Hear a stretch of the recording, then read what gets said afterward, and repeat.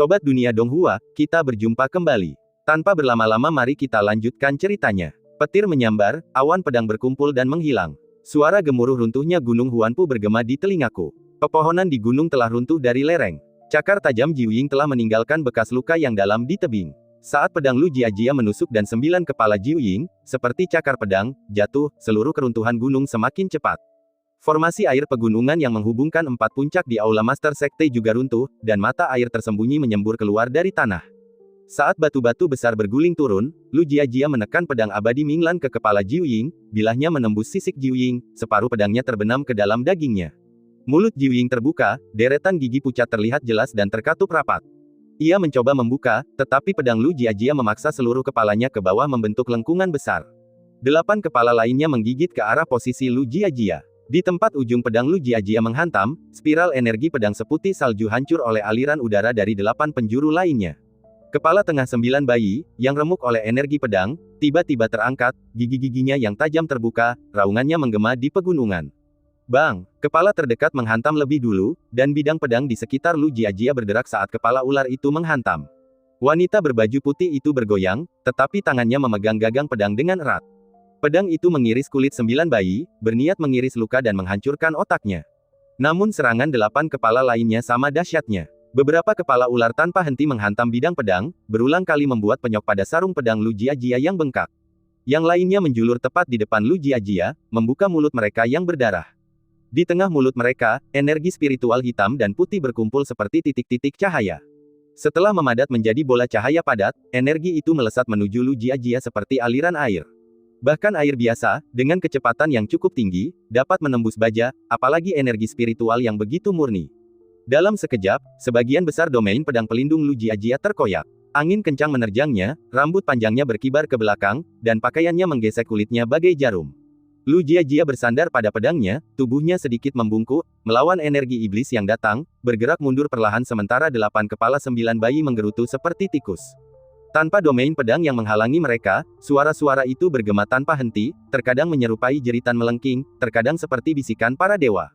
Atau, biarkan saja dia memenggal kepala ini. Ada tumor sialan di otaknya, dan tumor itu ingin mengendalikan kita.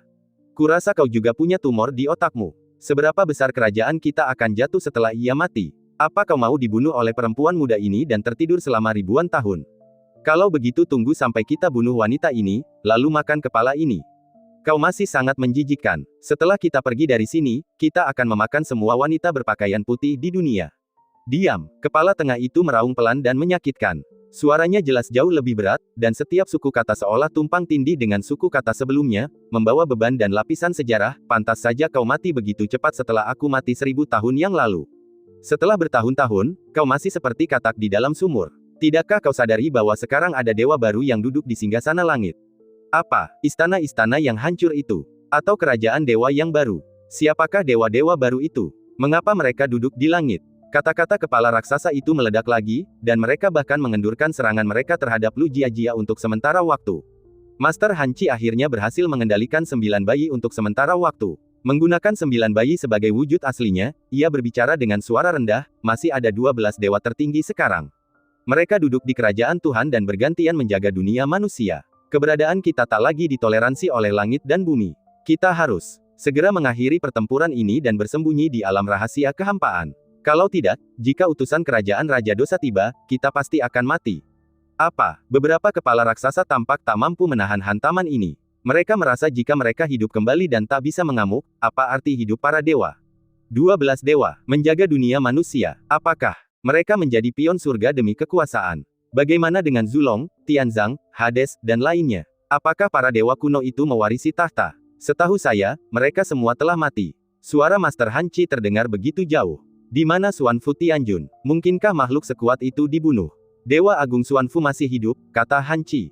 3 tahun dari sekarang, akan menjadi tahun kerajaan surgawinya. Aku tak pernah menyangka dia akan menjadi pedang surga. Setelah pertukaran yang kacau, kepala besar 9 bayi melancarkan serangan yang lebih ganas kepada Lu Jiajia. Mendengarkan bisikan-bisikan ilahi, hati Dao Lu Jiajia berjuang keras untuk tetap tenang. Energi pedang yang dilepaskannya untuk melawan 9 bayi mencapai titik kritis.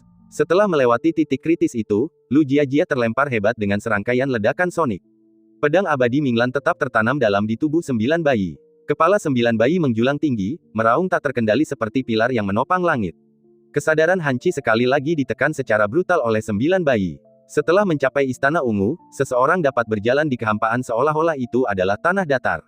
Sosok Lu Jiajia tiba-tiba berhenti setelah mundur dengan cepat. Ia tidak memegang pedang, namun energi pedang di dalam dirinya melonjak seperti banjir. Ia mengayunkan jarinya ke depan, meninggalkan jejak bayangan pedang hantu kemanapun ia lewat. Itu adalah teknik pedang yang ia pelajari dari rubah tua di Danau Qifeng hari itu. Dulu, satu serangan saja sulit, tetapi sekarang, dengan satu gerakan, jaring bayangan pedang yang rapat langsung menyatu. Di hadapan tubuh 9 bayi yang besar, sosok Lu Jiajia tampak sangat kecil, bagaikan awan yang meluncur melewati puncak gunung. Namun, awan itu, tanpa gentar, langsung menghantam puncak gunung. Saat ia bergerak, bayangan pedang hantu itu berlipat ganda, lalu berlipat ganda, hingga dalam sekejap, mereka menutupi langit. Raungan mengerikan 9 bayi bagaikan serangkaian ledakan. Lu Jiajia menerjang maju, awan pedang yang tersisa kembali berubah menjadi pedang-pedangnya sendiri. Awan itu menghantam gunung. Awan putih itu tetap utuh, dan puncak gunung tetap utuh. Sepadat apapun bayangan pedang itu, bagaikan segerombolan belalang yang berterbangan di udara, mereka tetap tampak tak berarti dibandingkan dengan Jiu Ying. Mereka meninggalkan luka-luka kecil yang tak terhitung jumlahnya di tubuh Jiu Ying, tetapi tidak setetes darah pun mengalir dari luka-luka itu. Tubuh mayat hidup itu kini tampak abadi, memulihkan tubuhnya yang terluka dengan kecepatan lebih cepat daripada Lu Jiajia. Meskipun Lu Jiajia baru berada di tahap awal pengadilan ungu, kekuatan energi pedangnya jauh melampaui harapan Jiu Ying. Apa ini? Kenapa dia bisa mengubah dirinya menjadi ribuan pedang? Ini tubuh pedang dan roh. Bagaimana kau bisa sebodoh itu? Ini bukan tubuh pedang dan roh. Ini jelas tubuh senjata dewa. Tubuh senjata dewa. Tidakkah kau tahu dari mana asal tubuh pedang bawaan itu? Saat itu, 10 Perdana Menteri, yang bersemayam di tengah matahari, menempa 81 embrio pedang, yang tersebar di seluruh dunia fana. Semua bayi yang memperoleh embrio ini mengembangkan tubuh pedang, tetapi mereka yang benar-benar dapat menempa embrio ini menjadi pedang memiliki tubuh senjata dewa. Teknik menempa pedang telah hilang di zaman kita. Mengapa dia membunuhnya? Lu Jiajia mengamati percakapan mereka. Ia samar-samar memahami asal-usul tubuh pedangnya sendiri, dan tiba-tiba sebuah inspirasi muncul. Mungkinkah gagak emas juga merupakan makhluk dewa milik 10 Perdana Menteri, yang dibicarakan ribuan tahun yang lalu? Tetapi mengapa ia memilih Ning Changjiu sebagai tuannya? Lu Jiajia, tentu saja, tidak punya waktu untuk memikirkan hal itu. Niat pedangnya saat ini jauh melampaui harapan Jiu Ying. Keduanya beradu tanpa henti di udara, serangan ganas Jiu Ying, yang menggunakan kepalanya sebagai cakar, mendorong Gunung Huanpu semakin rendah.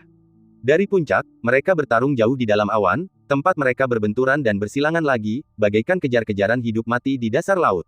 Lu Jiajia dan Jiu Ying berulang kali bertabrakan dan saling memantul, sisik-sisik yang tak terhitung jumlahnya berdesir bagai kelopak osmanthus yang tertiup angin.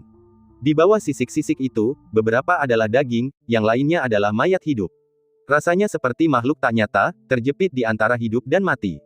9 kepala Jiu Ying bersilangan di udara, mencoba menyerang Lu Jiajia. Meskipun Lu Jiajia tidak memegang pedang, tubuhnya, sebuah pedang, jauh lebih cepat daripada yang bisa diayunkan pedang. Lu Jiajia mengibaskan lengan bajunya, menerbangkan pedang-pedang imajiner yang tak terhitung jumlahnya. Jiu Ying tiba-tiba menyeringai ganas, 13 jurus. Hanya itu yang kau tahu, gadis kecil. Tawa Jiu Ying yang melengking dan kurang ajar beresonansi dengan energi spiritual pedang-pedang imajiner itu, menghancurkannya di angkasa. Lu Jiajia, tanpa perlindungan, tiba-tiba muncul sendirian dan tak berdaya. Namun, ekspresinya tetap tidak berubah.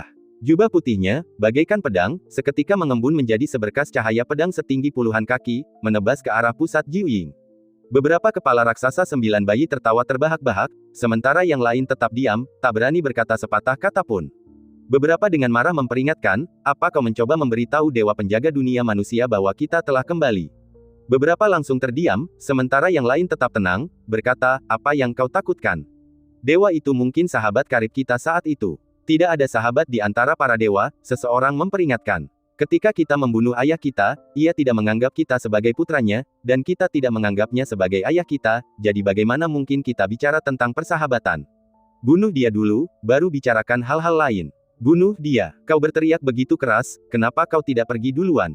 Pisau jalang kecil itu sangat tajam. Kata-kata para dewa tidak merambat melalui getaran udara, kata-kata itu hampir seperti telepati, hampir tanpa jeda atau kehilangan. Namun, suara yang berasal dari jiwa ini lebih mungkin membuat para kultivator di dekatnya menjadi gila. Namun, Lu Jiajia tidak menunjukkan tanda-tanda ternoda. Wujudnya kini tampak seperti senjata dingin, bukan manusia. Senjata tidak takut polusi. Sekalipun ternoda oleh noda darah yang dalam, ia masih bisa tersapu oleh hujan badai. Lu Jiajia tiba-tiba mendarat di atas kepala 9 bayi. Sambil memegang pedang virtual setajam pedang sungguhan di tangannya, ia tiba-tiba menghunjamkannya ke bawah. Kepala raksasa itu menjerit dan mengayunkan kepalanya yang besar. Kekuatan ruang tiba-tiba bereaksi dan memindahkan Lu Jiajia ke kepala lain. Kepala itu mengutuk keras dan juga menggunakan kekuatan ruang untuk mengirim Lu Jiajia ke depan 9 bayi lainnya ketika pedangnya jatuh. Saat Lu Jiajia muncul, gigi tajam 9 bayi langsung mengatup. Sosok Lu Jiajia melayang dalam gerakan ruang. 2 baris gigi tajam tiba-tiba mengatup, dan kegelapan menelannya. Rahang 9 bayi seperti pintu yang tertutup rapat. Dalam sekejap mata, energi pedang yang tak terhitung jumlahnya memancar dari kepala ular itu. Bagaikan cahaya yang menembus awan, energi pedang itu mengiris tengkorak 9 bayi dengan kecepatan tinggi. Kemudian, wujud Lu Jiajia melesat keluar dari tengkoraknya bagai kembang api. 8 kepala lainnya mencoba menghalanginya dengan kekuatan ruang, tetapi pedang Lu Jiajia, dengan daya hisapnya yang dahsyat, melesat ke angkasa dengan kekuatan yang tak terhentikan. Mencapai titik tertinggi, ia tiba-tiba berbalik, menebas ke bawah dengan kecepatan yang lebih tinggi lagi. Kepala sebelumnya, yang tertusuk energi pedang Lu Jiajia, dipenuhi luka, tetapi masih bertahan, mengamuk dengan dahsyat. Kepala di sebelahnya, tak mau mendengarkan, menggigitnya hingga berkeping-keping, bagaimanapun, hanya 1 dari 9 bayi yang tersisa, dan yang lainnya dapat dibangkitkan.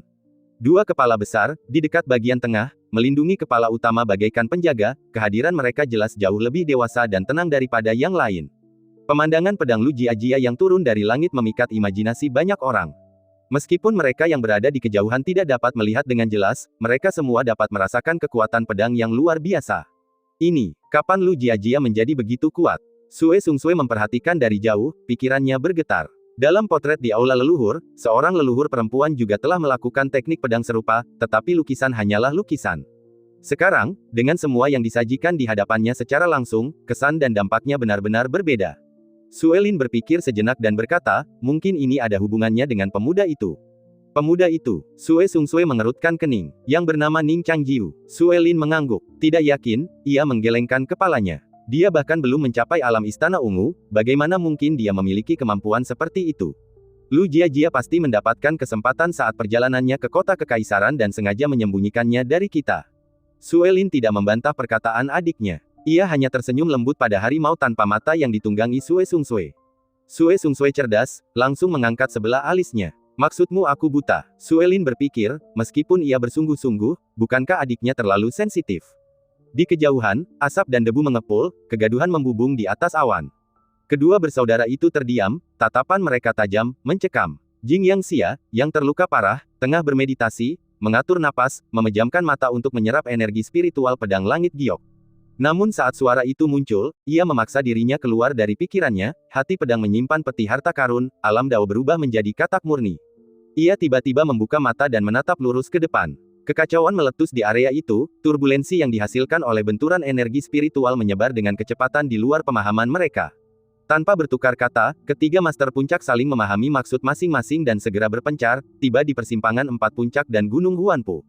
Mereka membentuk formasi pertahanan gunung darurat untuk mencegah turbulensi menghancurkan separuh 4 puncak secara langsung.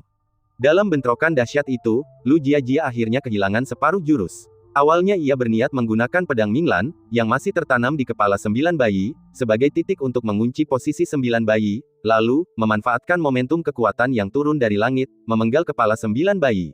Namun, pemikiran Lu Jiajia terlalu sederhana. Sebelumnya, ia mampu menggunakan pedangnya untuk menembus penghalang spasial yang dibentuk oleh 8 kepala lainnya, memberinya ilusi bahwa pedangnya mampu melampaui hukum 9 bayi.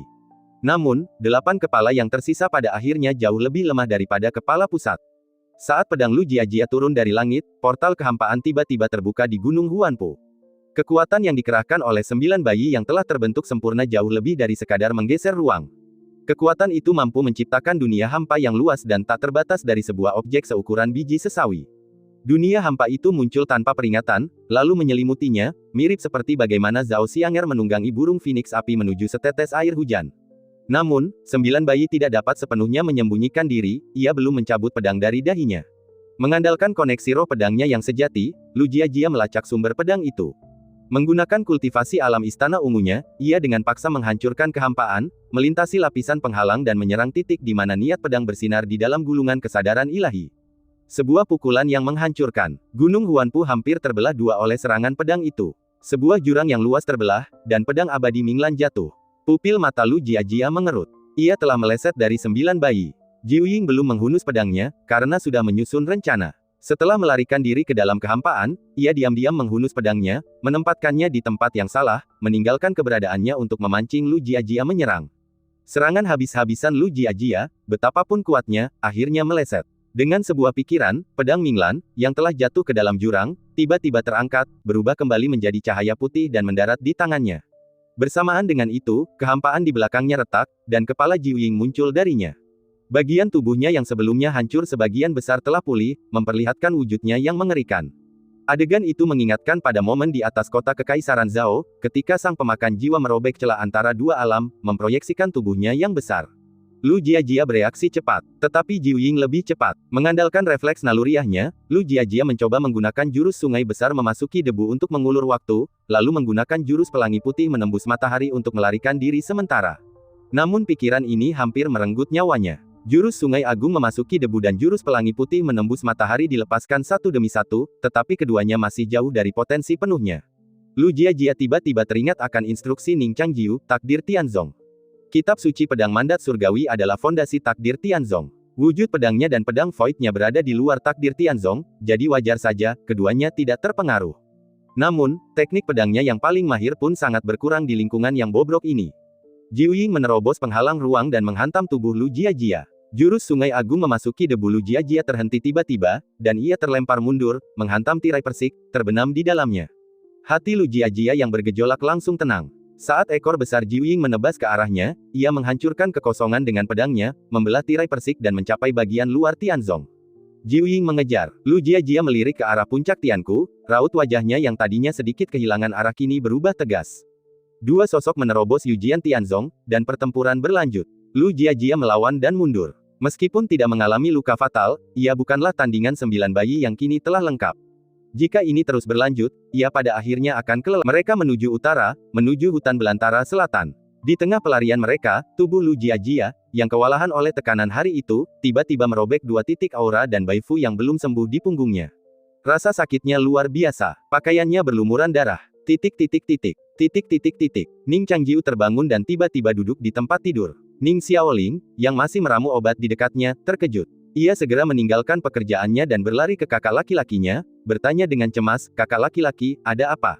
Ning Changjiu memegangi kepalanya, kelopak matanya bergetar hebat. Bibirnya yang kering dan pecah-pecah terus bergerak, seolah-olah kata-kata yang tak terhitung jumlahnya tersembunyi di dalamnya, mencoba meledak, tetapi tak satu pun kata yang keluar. Ning Changjiu menekan dadanya dan memaksa menghirup energi spiritual. Meskipun napasnya telah tenang, luka-luka di tubuhnya masih menggigitnya seperti semut. "Sudah berapa lama aku tidur?" tanya Ning Changjiu. Ning Xiaoling menatapnya dengan iba, dengan nada berlinang air mata dalam suaranya, "Kakak senior, kau bangun setelah hanya tidur 1/4 jam. Tidurlah sedikit lebih lama, dan aku akan menjagamu." 1/4 jam. Ning Changjiu menarik napas dalam-dalam. Hanya 1/4 jam, tetapi rasanya seperti ribuan tahun telah berlalu. "Aku, memimpikannya sebuah kuil Tao," kata Ning Changjiu tiba-tiba. Ning Xiaoling sedikit terkejut. Pada hari pertama tiba di kota Kekaisaran, Ning Xiaoling juga mendengar kakak seniornya mengatakan ini. Ning Changjiu tidak melanjutkan. Ia mengerucutkan bibirnya, sangat menyadari kebenaran rahasia surga yang tak terucapkan. Ia mengubur mimpinya sebelumnya jauh di dalam hatinya, mimpi di mana ia menyaksikan hujan salju yang menyelimuti. Mungkin luasnya dunia itu, atau mungkin tebalnya salju itu sendiri, yang membuatnya kehilangan jejak untuk waktu yang lama sebelum akhirnya menemukan sebuah kuil Tao yang bobrok namun familiar. Di luar, pemandangan kenaikan mereka di bawah sinar bulan tahun itu terungkap. Dalam mimpi ini, ia melihat kakak-kakaknya lagi, tetapi mereka berdiri membeku di salju, tubuh mereka diselimuti oleh embun beku dingin yang tak terlukiskan, lapisan yang begitu tipis hingga menyerupai debu waktu, namun sekeras apapun ia mencoba, ia tak dapat menghapusnya. Ning Changjiu menyerah, mundur selangkah demi selangkah hingga punggungnya menabrak sesuatu. Itu adalah sebuah pohon, juga tertutup salju. Ia secara naluriah menyentuh pinggangnya, tetapi tidak menemukan apapun. Ia mengumpulkan ketenangannya, dan melihat ke arah kakak-kakaknya, yang terjebak dalam badai salju. Tiba-tiba, ia menyadari hanya ada 6 sosok di salju, tetapi bukan gurunya maupun dirinya sendiri. Begitu pikiran ini terlintas di benaknya, ia merasa tak mampu bergerak. Kemudian, ia menyaksikan tanpa daya embun beku terbentuk di lengannya, dagingnya terkuras habis, bagaikan patung batu. Pemandangan ini memenuhi dirinya dengan ketakutan yang mendalam, dan gelombang mimpi pun segera surut. Sebelum semua kekecewaan memudar, ia mendongak dengan tiba-tiba tersadar dan melihat matahari menggantung di langit. Matahari yang masih bersinar, namun pucat dan dingin. Ia tiba-tiba terbangun. Di mana Jia? Di mana dia sekarang? Apakah dia dan Jiu Ying sudah memutuskan hasilnya?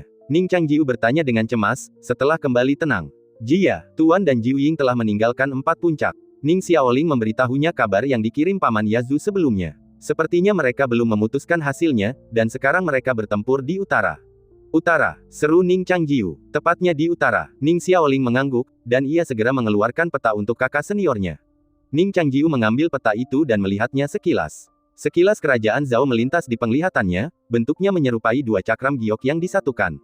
Ia segera menemukan Yujian Tianzong dan mengarahkan jarinya ke arah utara. Di sanalah kota Liantian berada, dan di balik kota Liantian terbentang tanah terlantar selatan. Napasnya tiba-tiba menjadi lebih cepat, dan detak jantungnya dapat didengar dengan jelas bahkan oleh Ning Xiaoling. Aku akan menemui Zhang Qiyu, kata Ning Changjiu tiba-tiba. Ning Xiaoling terkejut dan berkata, saudaraku, tenanglah.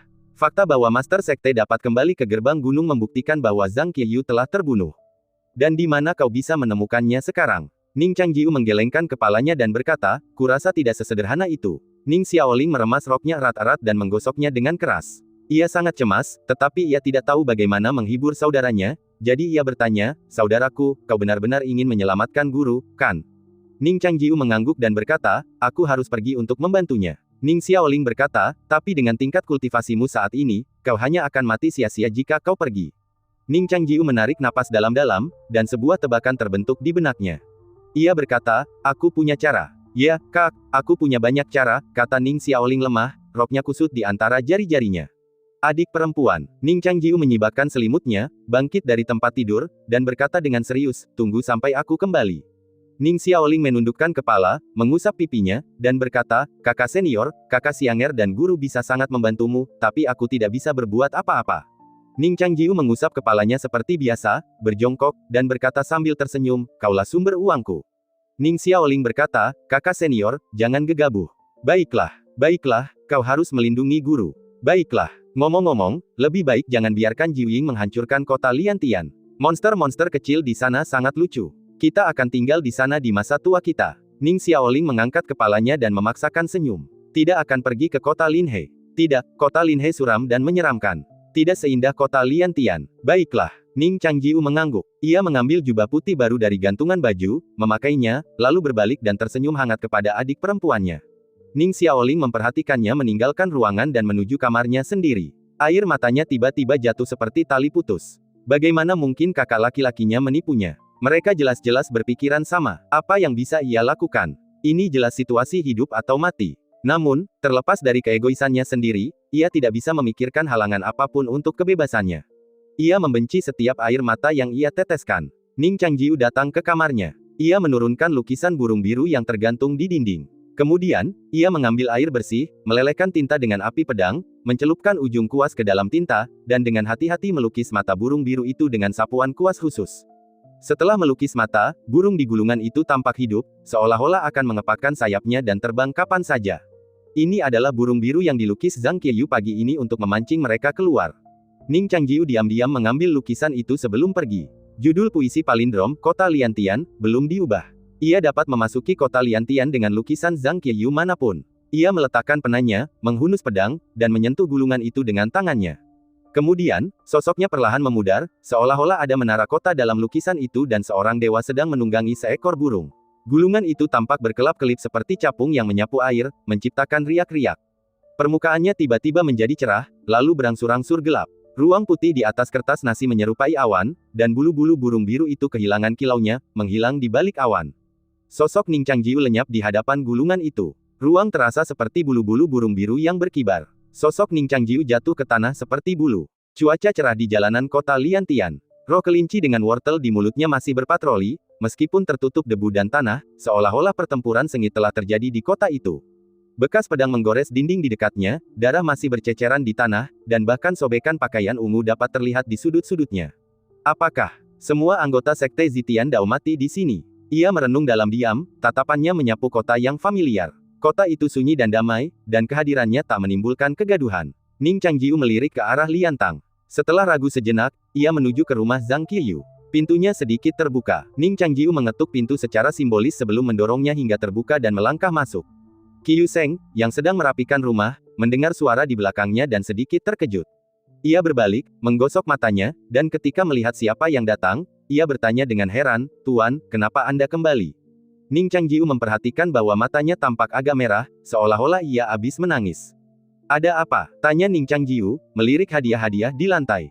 Qiyu Seng menundukkan kepalanya. Di balik pintu, gadis kecil yang menggendong kucing hitam menjulurkan kepalanya, dan ketika ia melihat itu adalah Ning Changjiu, ia berjalan dengan hati-hati. "Apakah Anda akan pindah?" tanya Ning Changjiu lagi. Qiyu Seng mengangguk dan berkata, "Kakek pergi." Sebelum pergi, beliau menyuruh saya tinggal di rumah wali kota. Pergi. Ning Changjiu sedikit terkejut, berpikir bahwa Tuan Hanci benar-benar telah membunuh Zhang Qiyu dan membawa Jiu Ying. Qiyu Seng tahu bahwa Ning Changjiu salah paham, dan segera menjelaskan, "Tidak, kakek. Kakek pergi. Katanya dia akan pergi ke tempat yang sangat jauh dan tidak tahu apakah dia bisa kembali." Ning Changjiu teringat sesuatu dan bertanya, "Apakah ada yang membawanya pergi?" Qiyu Seng mengangguk. Ning Changjiu bertanya, "Siapa itu?" Qiyu Seng berpikir sejenak, tetapi ia tidak dapat mengingat rupa pria itu.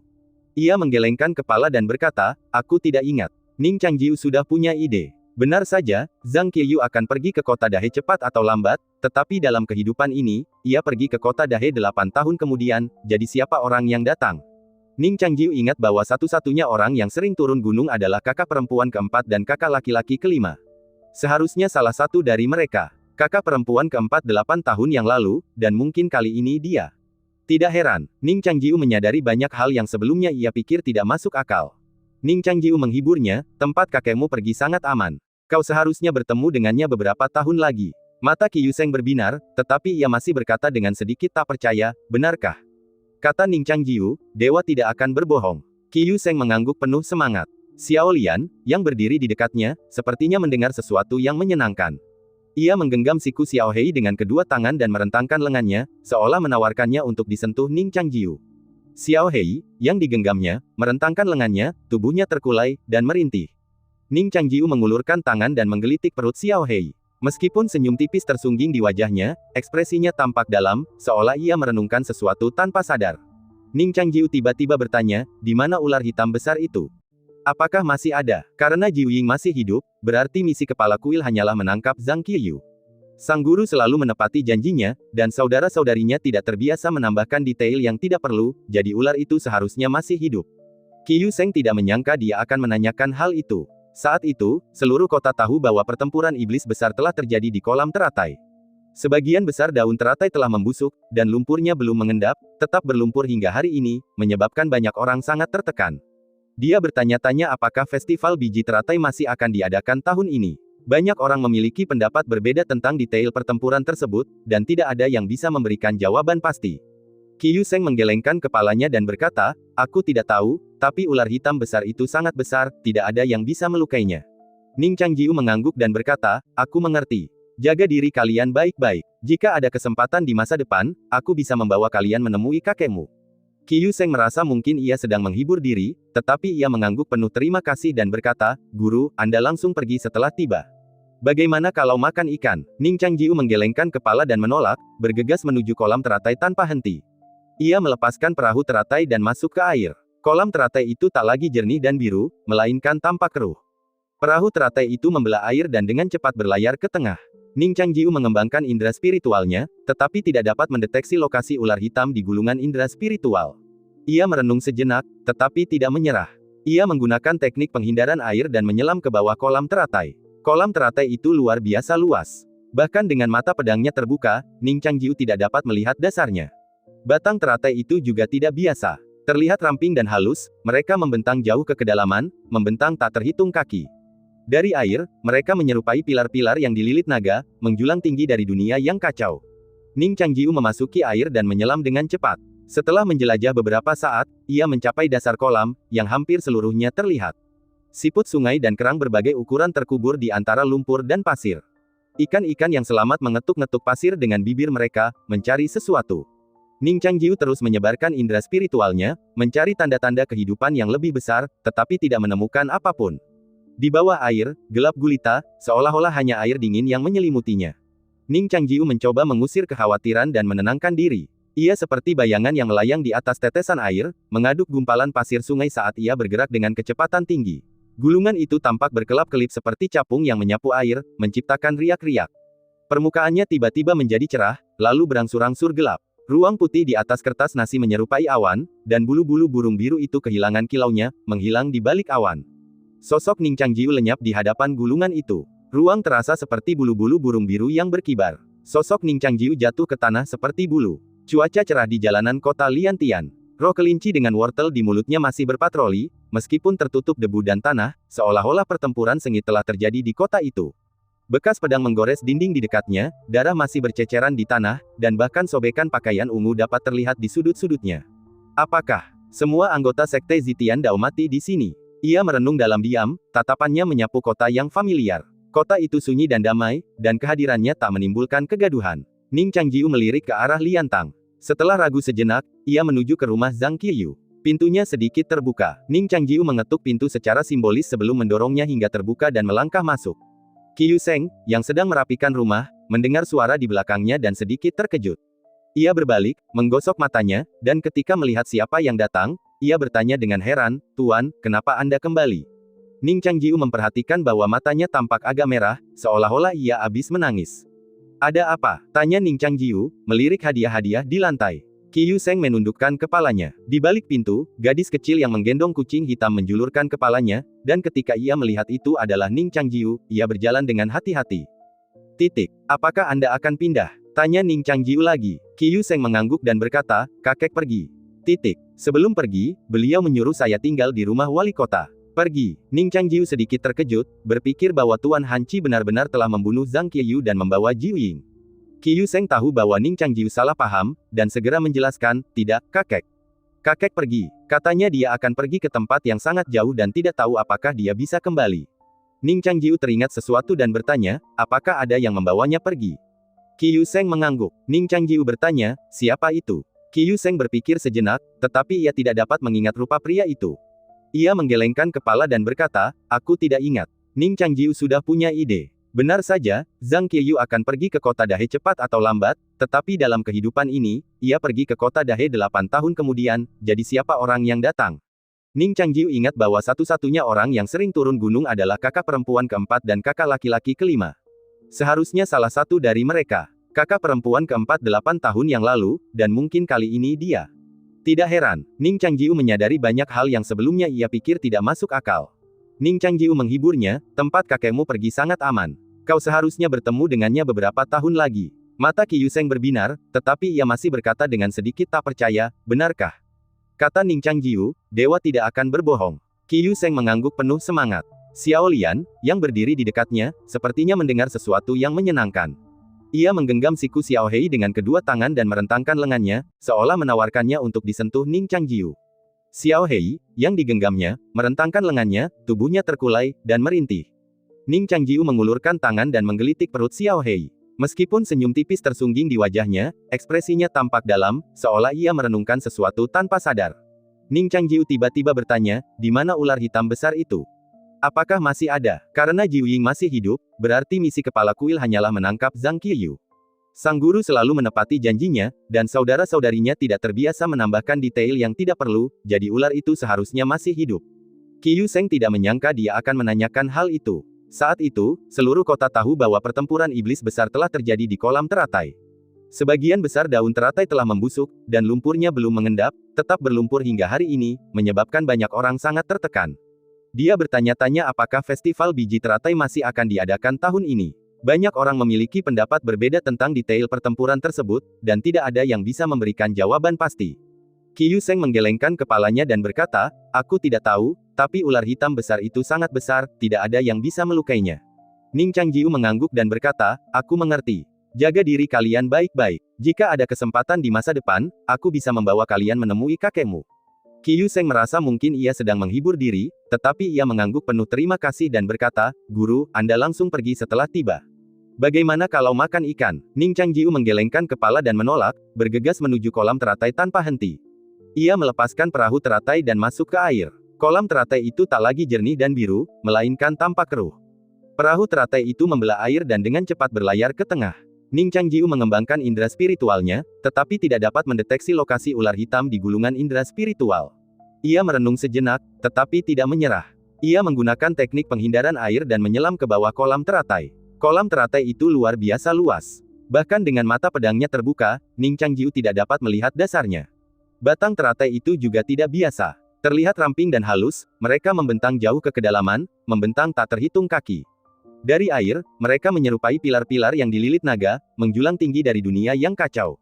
Ning Changjiu memasuki air dan menyelam dengan cepat. Setelah menjelajah beberapa saat, ia mencapai dasar kolam, yang hampir seluruhnya terlihat. Siput sungai dan kerang berbagai ukuran terkubur di antara lumpur dan pasir. Ikan-ikan yang selamat mengetuk-ngetuk pasir dengan bibir mereka, mencari sesuatu. Ning Changjiu terus menyebarkan indera spiritualnya, mencari tanda-tanda kehidupan yang lebih besar, tetapi tidak menemukan apapun. Di bawah air, gelap gulita, seolah-olah hanya air dingin yang menyelimutinya. Ning Changjiu mencoba mengusir kekhawatiran dan menenangkan diri. Ia seperti bayangan yang melayang di atas tetesan air, mengaduk gumpalan pasir sungai saat ia bergerak dengan kecepatan tinggi.